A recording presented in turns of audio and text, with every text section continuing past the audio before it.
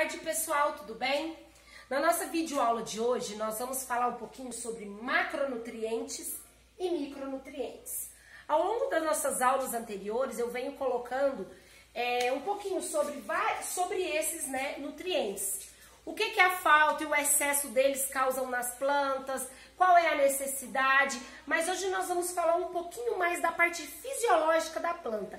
Por que ela necessita tanto desses nutrientes? Então vamos lá, macronutrientes, como o próprio nome diz, macro significa que a planta precisa deles em maior quantidade. E os micronutrientes significa que as plantas precisam deles em menor quantidade.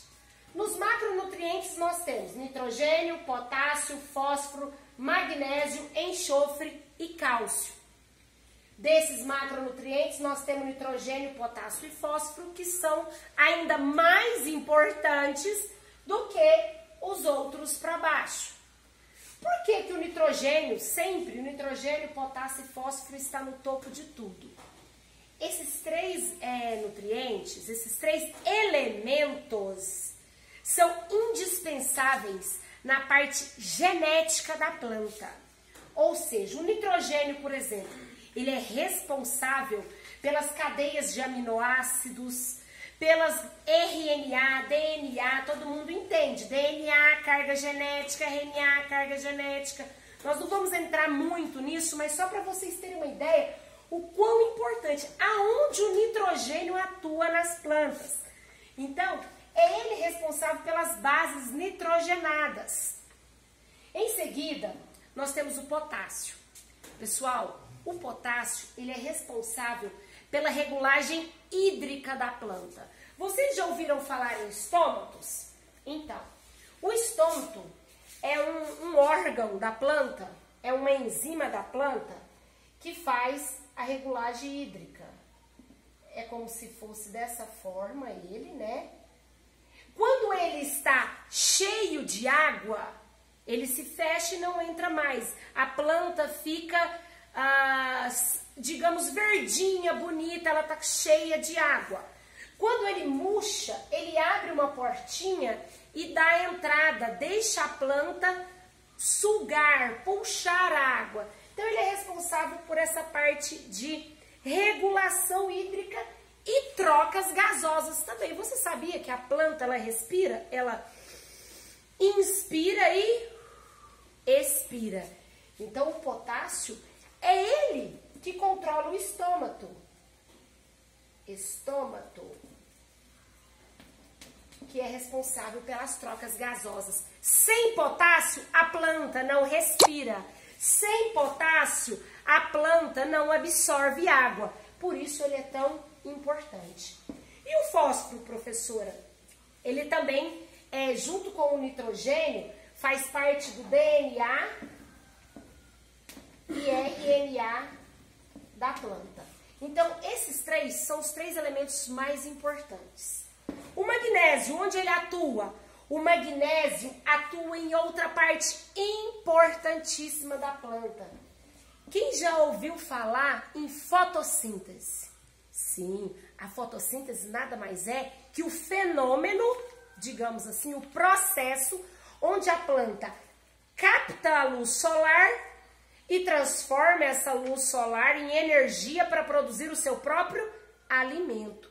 Mas para realizar a fotossíntese, a planta precisa de clorofila, sim. E o magnésio, ele é a base da clorofila.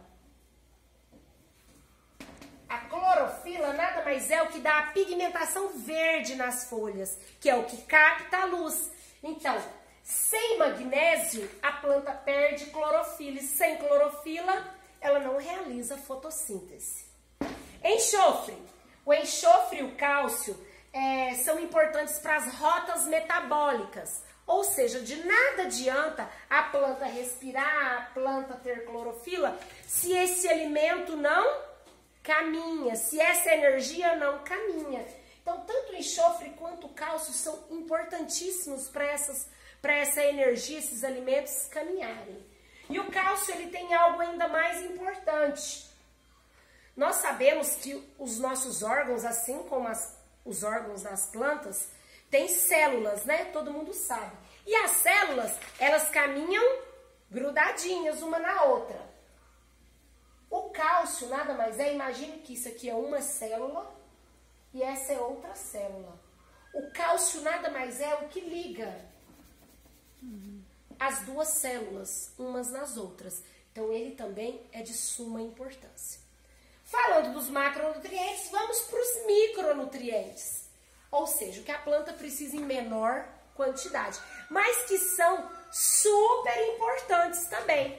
Nós temos então dentro dos micronutrientes o ferro, o manganês, o boro, o cloro, o zinco e o molibdênio.